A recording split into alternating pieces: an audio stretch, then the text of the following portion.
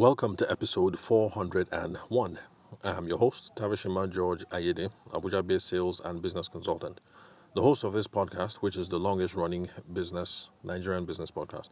So today, I'd like us to tackle a question over from FloraMichaels.com, which is where it's a site where one of my some of my much more longer and broader business write-ups are published. So again, that's FloraMichaels.com.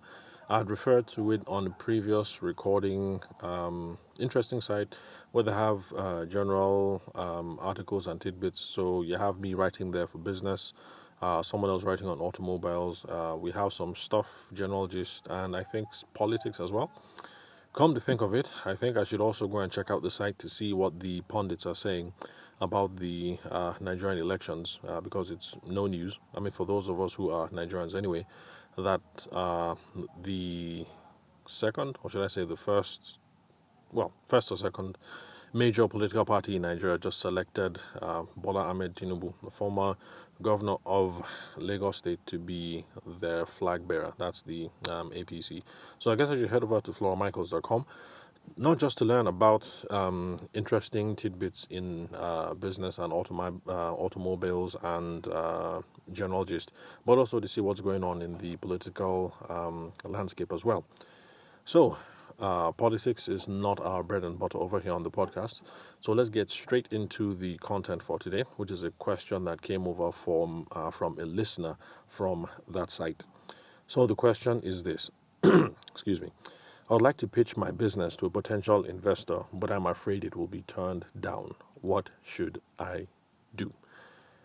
Now, this is a worthy question to tackle over here on the podcast as well, because for those of us who are in the wedding and the event space, we are not immune from some of these fears, these concerns, and these challenges, because they might be some of you listening to the show who happen to come in using your own savings and just trying to hustle it as you went.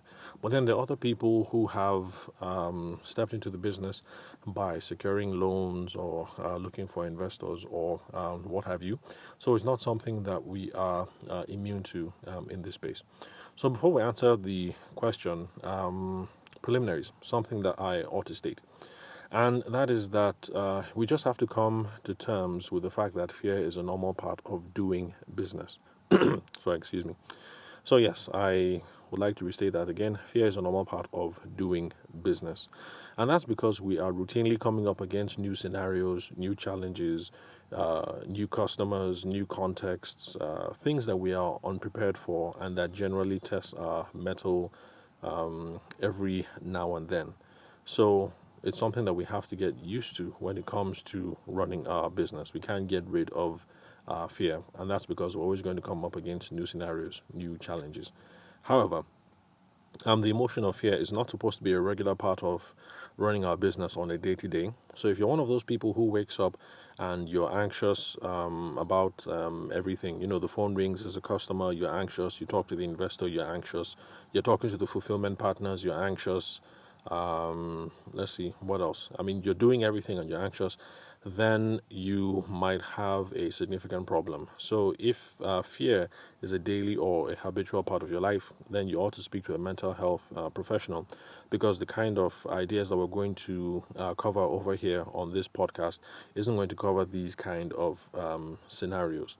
And it's something I've said on the podcast before, especially after I got pulled over by the Federal Road Safety Corps, and they made me have a mandatory psychiatric evaluation. Well, just to let you guys know that in case there are Nigerians out there who think we don't have mental health professionals in Nigeria, rest assured we do.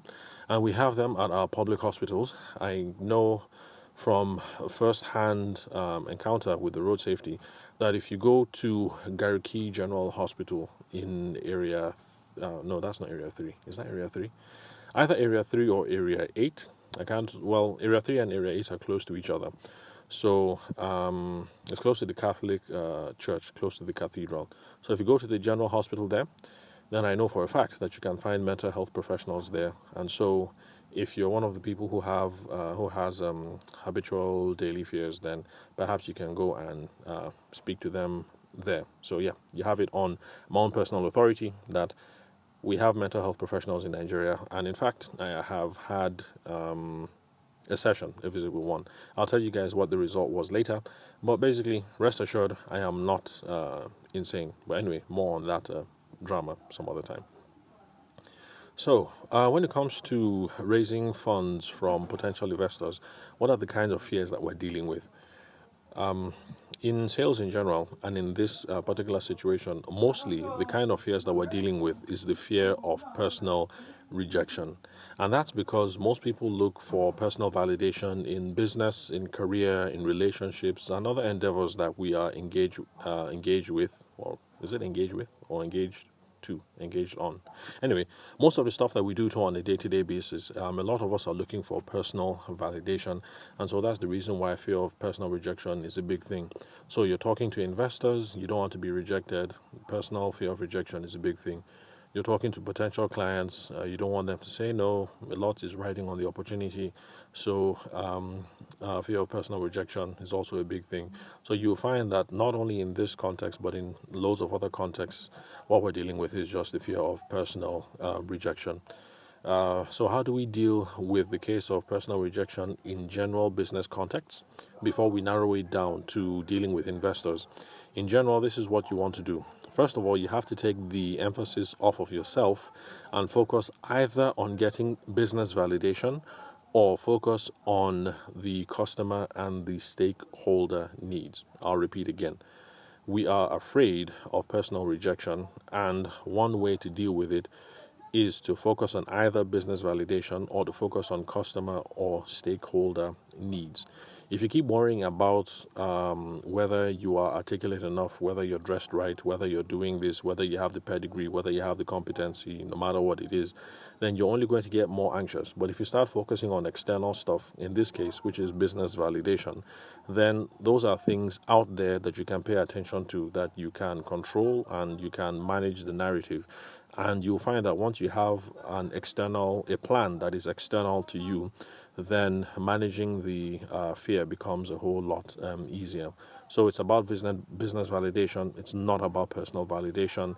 I've spoken about this in more detail on the podcast. So if this is your first time listening, just scroll down to the 400 episodes that we have so far. You find anything that has market validation in the title, and there is some more details there. So it's about business validation, and then it's about customer or stakeholder needs. So it's not about us, it's about the other person that we are relating to. So long as you focus on business validation and you focus on the needs of the person who is standing on the other end of the conversation, on the other end of the phone call, on the other end of the DM or the email, you should be fine, and it should be less nerve-wracking. And of course, after we're done with this exercise, looking at business validation or focusing on the needs of the other person, then we take stock of our talents, the opportunity, our inventory, and then see if we can adapt the market feedback that we've been given, or to see if we can satisfy the needs and the desires of the stakeholder, the potential investor, the customer, whoever it is that we're dealing with. So that's it in a general sense, how we manage the fear. Realize that it's not about you, it's about business validation, and it's about the other person's needs. So we have to take the focus off of ourselves, and then we have to focus on the business challenges at hand. That's how it's going to work for the general person. But like I said, if you are anxiety prone, then perhaps you need to take a visit to the general hospital in Area 3 or Area 8 and speak to one of the competent mental health professionals that they have on staff. Of course, I know that there are also private outfits in Abuja that handle mental health issues, and I would suppose that if they're already in Abuja, then they might be in Lagos and maybe Port Harcourt, Enugu, at least the urban centers or urban areas in Nigeria. So now, how does all this relate to fundraising? Now, you have to realize that it's not about you. It's about, number one, the viability of the business opportunity. And then number two, it's about the needs of the potential financier. So if you're worried about whether this business opportunity is viable, and you're thinking about what the needs of the potential financier is or financiers are, then you don't have too much time to be anxious because you're just going around just trying to sort out business basically. So you have to put your time and your effort into answering a couple of questions. Number one, is this a long-term profitable opportunity? Because if it's not, it's not going to be attractive to investors. And this is one of the ways in which we drop the ball. Because if it's not a long-term profitable opportunity and it's not attractive, then even if you have all the poise and all the sophistication, all the packaging, you're very articulate and you're very competent and you're credible and you're referred to from somebody with the right connections, this is where you're going to start losing people. It has to be a profitable opportunity. It has to be worth the while. The lemon has to be worth the squeeze for a potential investor to be interested. And then you also have to figure out if this opportunity aligns with a couple of things from the financiers end, from the investors end. Does it blend with their risk appetite? Is this too risky for them? We also have to look at their financial goals. We also have to consider the investment portfolio that they have. So if you're looking for somebody to invest in your wedding planning business, it might not jive very well if you hear that they're heavily invested in agriculture, for instance. So the agriculture business, the export business, the farming business, business is business, and at the end of the day, you have to look at the what's it called? Is it the income statement? Gosh, I can't remember. Anyway, the report card of the business, basically, that document that shows this is how much that came in, this is how much that went out, this is how much the profit is. So, yes, at the end of the day, it's all about looking at that particular document to figure out how the investment is doing. But if somebody is much more comfortable throwing their money around in real estate or in agriculture, then maybe they might not be it might not make sense for you to approach them asking for investments in your wedding planning business, for instance, because for let's say real estate, they are used to investing on a cash flow basis. So you buy the building, you have tenants, so basically money is coming in every month. But if you're going to be a wedding planner, or let's say a wedding decor person, because I think wedding decor people need more capital outlay. You have to buy your tables, your chandeliers, your different cloth. You have to buy. Let's see, you need the warehousing space. You need to buy your trucks so that you can move your equipment and stuff like that. So if somebody throws down all that money for you, 3M, 4M, I'm just guessing. I don't know how much it costs to buy all those things, but let's just say it costs 4M. The chances are you make that initial investment of 3M or 4M, and it doesn't mean that you're going to start being cash flow positive next month. So someone who's coming in from a different business, or let's say someone who has been playing around in other business spaces might not understand these sorts of things, and these are the things that we have to take into account when we're looking at their risk appetite, their financial goals, investment portfolio, etc., etc. Because for the real estate example that I gave, if things go south, at least you still have that land or you still have that building, and you can sell and try and recoup something. But then if things go south with the wedding planning business, what have you got? Or if things go south with the wedding photography business that they have dropped 5M in, then what have you got? You have cameras that are quickly depreciated, and it's the same thing with the wedding planning or with the wedding decor. You have all this inventory that has quickly depreciated, and they might not be able to make back most of their money. So anyway, so with this in mind, there are a few things that you ought to do before engaging in fundraising. You have to do your research on the financial prospects of the opportunity. So you have to be able to figure out and talk about what the opportunity is, how much money is there to be made, how will you in particular make money, how much money do you need to borrow to make things happen, how are you going to use this money to make sure that the plans come to fruition. What else? What is the plan? What is the schedule for paying back the capital to the investor? Are you offering equity in return? He's going to have a share in the business, or are you asking for a simple loan so that you can pay back interest? You must have done all these research, because before the potential investor rejects you and says, I'm out, for those of you who watch Dragon's Den and Shark Tank and all those shows, before the investors say, I'm out, before they say, get out of here, before they say, you're not serious, these are the kinds of questions that they will ask you. So if you prepared ahead of time and you have done the research and you have the answers, then it doesn't have to be as nerve wracking as you think.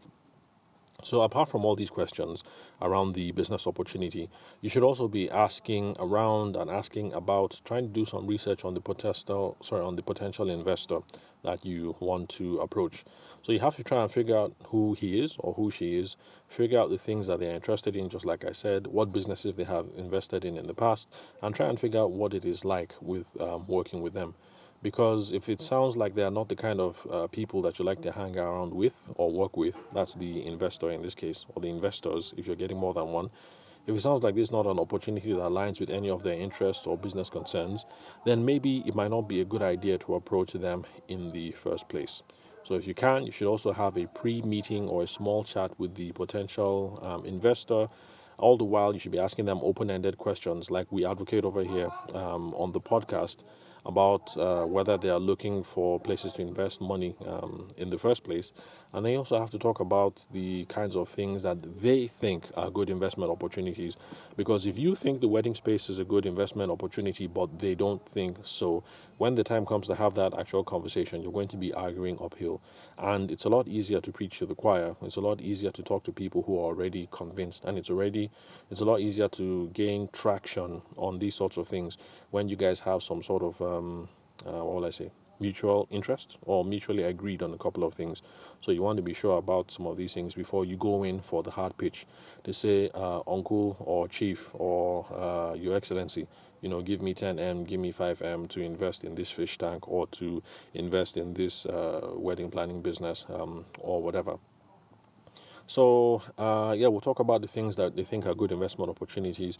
We also have to find out what kind of returns that they are looking for, because there's some people who drop 5M and they want to see 1M every year for the next 5 years, and after that they're going to maybe get a share of your company or whatever. We need to know what kind of returns they're looking for, because if you collect the money and you don't have this conversation, you're going to be in for lots of quarrels later on down the line, and then the other things that they have in their business and investment portfolio. All these questions are important. For those of you who've been listening to the show for a while, you remember the case study that I gave about my friend who took some investment money from successful businessmen in other areas, but they didn't have these sorts of conversations about the kinds of returns that they were looking for. And so eventually they had to part ways, and this guy had to sell everything. He had to sell everything, get rid of the lease, sell even his own personal equipment that he had before taking the loan, and that was just because he wanted to make sure that everybody was made whole and the money was paid back in full. So you need to have these questions up front: what kind of returns that they are looking for?